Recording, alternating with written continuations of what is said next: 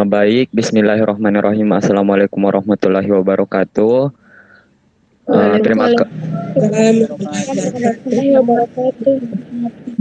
Terima kasih atas kesempatan yang diberikan kepada kelompok kami. Perkenalkan, kami dari kelompok 4 yang akan membahas materi terkait mahalnya dana pendidikan.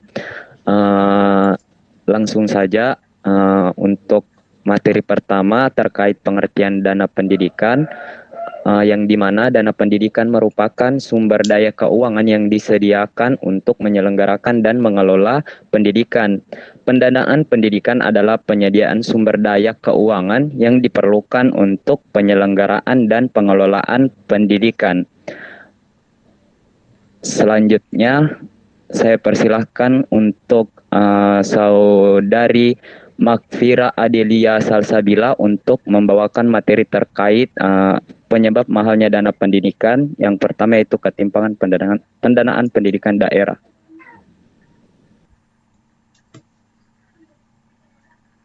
Baik, terima kasih atas kesempatannya untuk sebab-sebab mahalnya pendidikan. Yang pertama mengenai ketimpangan pendanaan pendidikan daerah.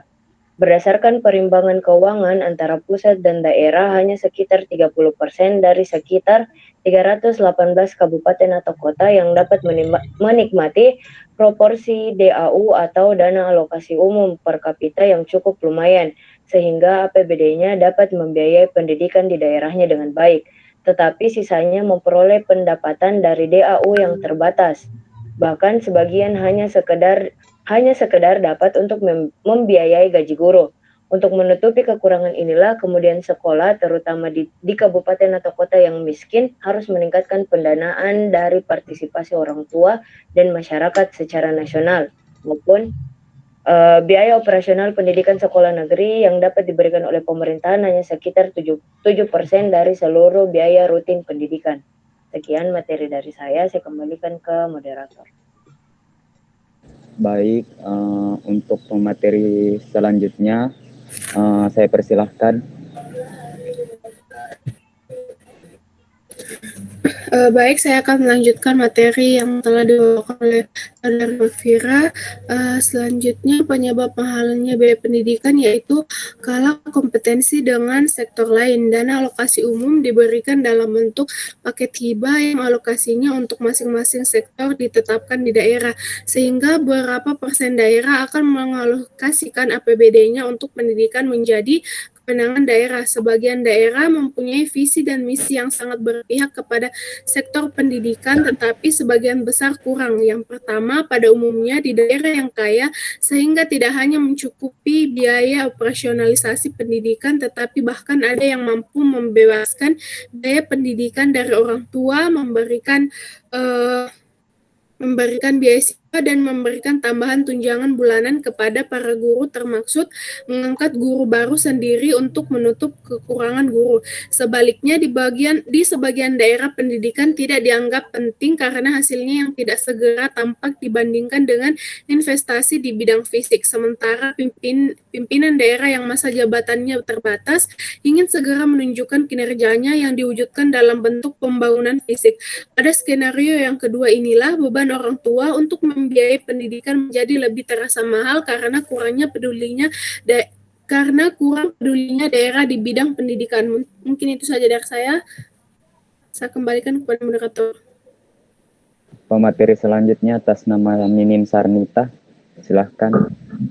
Baik, terima kasih atas kesempatannya. Saya akan melanjutkan yang ketiga adalah besarnya biaya manajemen. Secara teoritis, desentralisasi pendidikan harus akan menghasilkan efisiensi pembiayaan pendidikan yang lebih baik karena biaya pendidikan dari pemerintah langsung diberikan ke kabupaten atau kota, sehingga mengurangi kemungkinan kebocoran. Berkurangnya biaya manajemen di tingkat pusat dan meningkatnya efisiensi pengelolaan di daerah karena dapat mengatur sendiri serta memberikan kewenangan kepada sekolah untuk mengelola biaya operasional pendidikan sendiri. Tetapi dalam kenyataannya di Indonesia hal tersebut tidak terjadi, terutama dalam masa transisi dari sistem sentralisasi ke desentralisasi. Mungkin betul bahwa dengan desentralisasi akan berkurang saluran pendanaan pendidikan sehingga mengurangi kemungkinan kebocoran. Tetapi itu harus dibayar dengan tinggi biaya manajemen yang harus ditanggung. Karena pendekatan organisasi di daerah masih menggunakan pendekatan birokrasi yang kurang cocok dengan iklim desentralisasi. Maka desentralisasi telah menimbulkan menggurutnya 318 sistem birokrasi dengan sentralisasi baru di daerah dan membawa dampak kepada besarnya biaya manajemen termasuk manajemen pendidikan. Demikian dari saya kembalikan kepada moderator. Pemateri selanjutnya atas nama Mangambo, silahkan.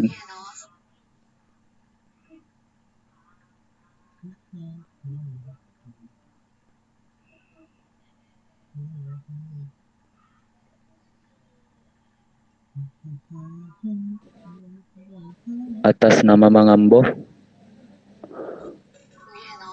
Mungkin karena saudara Mangambo tidak bergabung dalam room, maka saya akan ambil ahli yaitu terkait penyebab mahalnya dana pendidikan yang keempat, yaitu meningkatnya aspirasi orang tua, di mana dengan diterapkannya sistem manajemen berbasis sekolah yang dilengkapi dengan perangkat komite sekolah dan dewan pendidikan dalam organisasi pendidikan, berlandaskan asas demokratisasi, transparansi, dan partisipasi, maka orang tua dan masyarakat akan lebih mudah memperoleh akses informasi tersebut. Orang tua akan merasa memiliki sekolah dan lebih meningkatkan partisipasinya. Untuk pemateri selanjutnya, saya persilahkan kepada saudara Rivaldi Ali.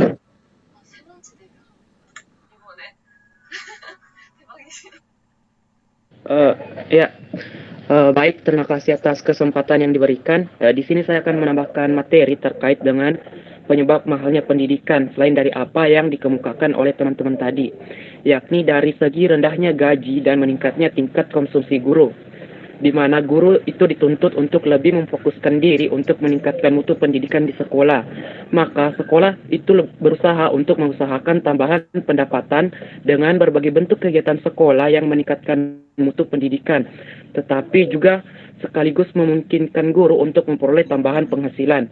Sekali lagi di sini ditekankan bahwa subsidi yang diperoleh dari pemerintah untuk membiayai kegiatan tambahan tersebut, maka akhirnya diperoleh dari orang tua dan masyarakat. Apabila kita cermati, maka pada RAPBS-nya sendiri itu, komponen biaya operasional pendidikan yang diperoleh dari orang tua maupun dari orang tua siswa, akhirnya persentase terbesar kembali untuk meningkatkan kesejahteraan, baik secara langsung maupun.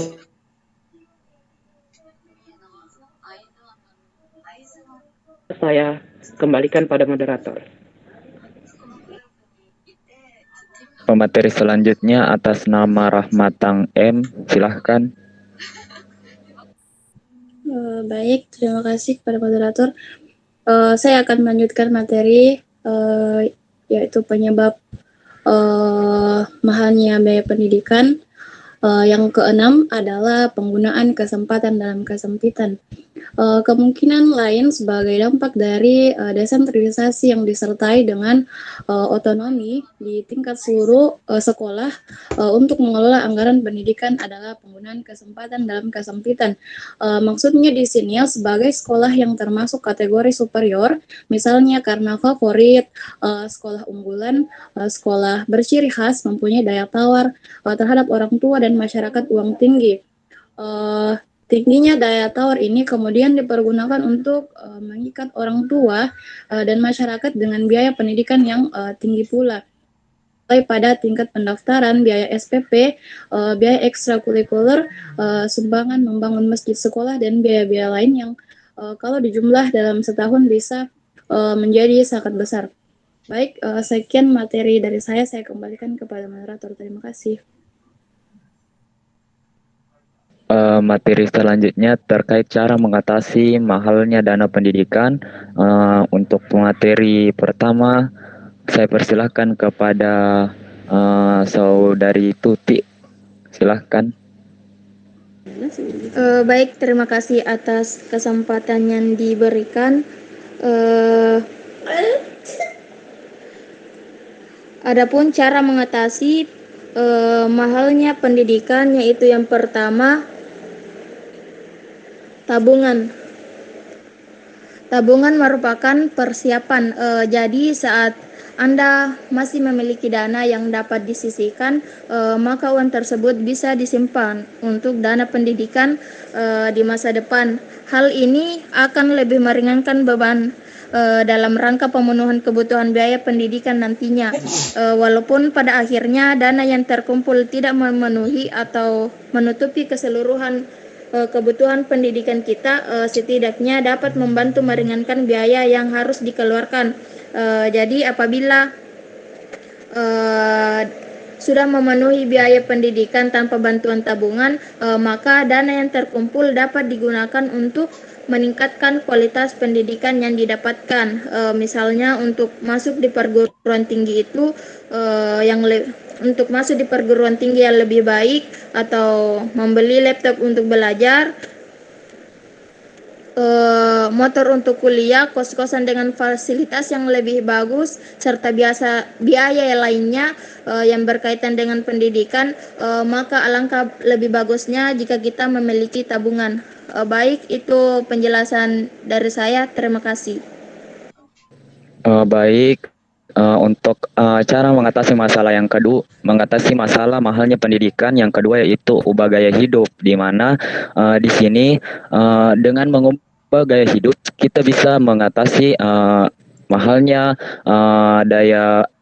mahalnya dana pendidikan. Mulailah untuk hidup hemat, tetapi bukan berarti Anda tidak boleh belanja atau nongkrong dan perawatan dan sebagainya. Hanya saja utamakan prioritas yang lebih penting. Terlebih jika sudah berkeluarga dan punya anak, alangkah baiknya lebih banyak menghabiskan waktu Anda di rumah sambil mengasuh anak daripada diasuh oleh asisten rumah tangga. Biasanya ini yang tidak dilakukan oleh orang tua milenial saat ini. Untuk materi selanjutnya saya persilahkan kepada Saudari Nur Fadila Mukhtar. Jangan hedon besti. Baik, yang ketiga itu persiapkan lewat investasi.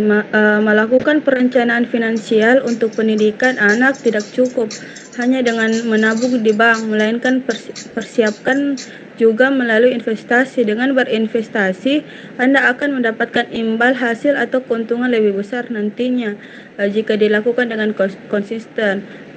Berikut ini macam-macam investasi. Yang pertama itu emas. Investasi emas sangat baik untuk jangka panjang, apalagi di Indonesia. Investasi yang satu ini sudah sangat populer, baik itu berupa perhiasan maupun emas batangan. Menariknya adalah harga emas yang cenderung stabil dan fluktuatif. Jadi ide bagus untuk mempersiapkan biaya pendidikan anak, oleh karena harganya berangsur naik dari tahun ke tahun. Investasi emas terbukti dapat mengalahkan nilai inflasi. Asal Anda tahu, per tahunnya harga emas meningkat kisaran 10% sampai 15%. Yang kedua itu reksadana. Produk reksadana ini banyak jenisnya. Untuk itu perlu menyesuaikan dengan tujuan finansial berdasarkan jangka waktu yang dibutuhkan. Ada reksadana untuk jangka panjang dan ada pula yang hanya untuk jangka waktu pendek dan menengah. Return yang didapatkan juga berbeda tergantung dari performa masing-masing produk reksadana yang dipilih. Yang ketiga itu saham. Keuntungan yang didapatkan dari investasi lebih besar dibanding dengan jenis investasi lainnya. Untuk itu rencanakan dengan matang, pastikan pengetahuanmu tentang saham cukup baik. Rajin-rajin juga untuk diversifikasi ke instrumen investasi yang berbeda agar keuntungan bisa lebih besar, dan apabila merugi masih bisa di cover dari investasi lain. Yang keempat itu untuk cara mengatasi mahalnya dana pendidikan itu kumpulkan informasi tentang dana pendidikan. Sembari Anda melakukan perencanaan finansial untuk pendidikan, ada baiknya mencari informasi mengenai biaya sekolahnya. Bandingkan tingkat kenaikan harganya di tahun ke tahun sebelumnya serta perkirakan kenaikan di masa yang akan datang.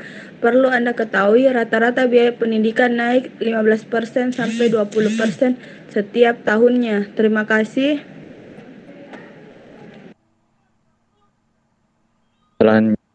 Selanjutnya materi terkait unsur-unsur dana pendidikan akan dibawakan oleh Saudari Nurul Hijrah. Oke, terima kasih atas kesempatan yang telah diberikan. Di sini saya akan menambahkan materi terkait unsur-unsur biaya pendidikan. Yang pertama ada biaya operasional pendidikan atau biasa disingkat dengan BOP. Hampir seluruh universitas meminta kepada mahasiswa-mahasiswanya untuk membayar BOP setiap semester. Besarnya biaya BOP ditentukan oleh jumlah SKS yang diambil. Kemudian unsur biaya pendidikan yang kedua itu ada sumbangan pengembangan pendidikan atau SPP. SPP adalah biaya yang harus dibayar setiap semester, selain dari biaya BOP. Besarnya SPP di tiap universitas berbeda-beda. Kemudian yang ketiga ada biaya awal ketika masuk pertama kali. Biasanya cukup besar, akan tetapi hanya dibayarkan sekali dan mencakup sumbangan pengembangan pendidikan, pendaftaran asuransi kesehatan, pembelian jaket alma mater, dan biaya-biaya lainnya. Besarnya biaya awal ini sangat tergantung dengan sekolah atau universitas dan bidang studi yang dipilih. Sekian dari saya kembalikan kepada moderator. Baik, materi selanjutnya terkait dampak mahalnya dana pendidikan yang akan dibawakan oleh yang pertama Saudari Asmilawati. Baik, terima kasih atas kesempatan yang telah diberikan. Jadi dampak mahalnya dana pendidikan itu lemahnya sumber daya manusia. Salah satu sektor strategis dalam usaha pengembangan sumber daya manusia atau SDM di Indonesia adalah sektor pendidikan. Sektor pendidikan ini memberikan peran yang sangat besar dalam menentukan kualitas dan standar SDM di Indonesia untuk membangun Indonesia yang lebih baik ke depannya. Salah satu elemen yang terlibat secara langsung dalam dunia pendidikan, pelajar merupakan pihak yang paling merasakan seluruh dampak dari perubahan yang terjadi pada sektor pendidikan di Indonesia. Tak peduli apakah dampak tersebut baik atau buruk, permasalahan yang ikut membawa dampak sangat besar pada pelajar adalah permasalahan mengenai mahalnya biaya pendidikan di Indonesia. Permasalahan ini dinilai sebagai permasalahan klasik yang terus muncul ke permukaan dan belum selesai hingga sekarang. Padahal, tingginya biaya pendidikan saat ini tidak sesuai dengan mutu atau kualitas serta output pendidikan itu sendiri. Saya kembalikan kepada moderator. Karena kalau kita upload file itu otomatis masuk di database-nya Drive. Nah, pas kita upload selesai itu kan kalau kita selesai nih, tapi kalau di Drive itu belum upload semua begitu, jadi tidak bisa terbuka. Untuk pemateri selanjutnya silahkan. Upload tuh jadi otomatis juga ini. Baik, terima kasih atas kesempatannya. Saya akan menambahkan materi mengenai dampak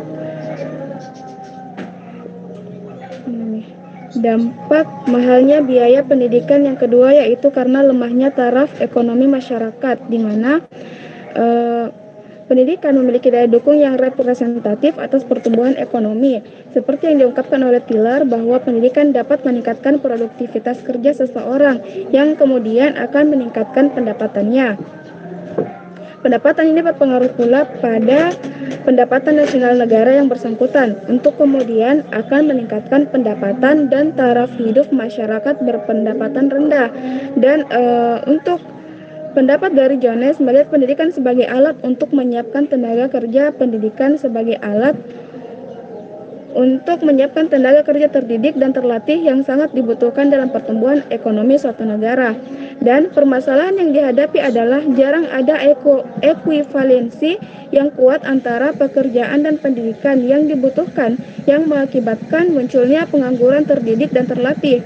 Oleh karena itu, pendidikan perlu mengantisipasi kebutuhan, harus mampu memprediksi dan mengantisipasi kualifikasi pengetahuan dan keterampilan tenaga kerja. Prediksi ketenagakerjaan sebagai dasar dalam perencanaan pendidikan harus mengikuti pertumbuhan ekonomi yang ada kaitannya dengan kebijaksanaan sosial ekonomi dari pemerintah. Sekian dari saya kembalikan kepada moderator. Untuk pemateri terakhir, atas nama Indah, silahkan. Baik, terima kasih atas kesempatannya. Langsung saja saya akan melanjutkan materinya, yaitu yang ketiga, kurangnya kesadaran masyarakat akan kesehatan. Semakin tinggi pendidikan seseorang, maka semakin sadar akan pentingnya kesehatan. Pada jenjang pendidikan tinggi, peran pendidikan sangat sentral dalam menghasilkan output-output yang akan berkontribusi untuk mentransformasikan pengetahuan kepada masyarakat dalam meningkatkan kesadaran akan pentingnya kesehatan bagi kesejahteraan bangsa Indonesia. Untuk merefleksikan dan mengimplementasikan manajemen kesehatan yang berkualitas saat ini, telah banyak pendidikan tinggi baik universitas maupun institusi yang telah membuka program kesehatan seperti jurusan kedokteran, manajemen kesehatan, keperawatan, dan sebagainya. Dengan adanya program seperti ini, diharapkan terlahir generasi-generasi baru yang paham dan memiliki kemampuan serta kredibilitas dalam mengupayakan penyelenggaraan kesehatan bagi masyarakat Indonesia. Baik, itu saja yang bisa saya sampaikan. Saya kembalikan ke moderator.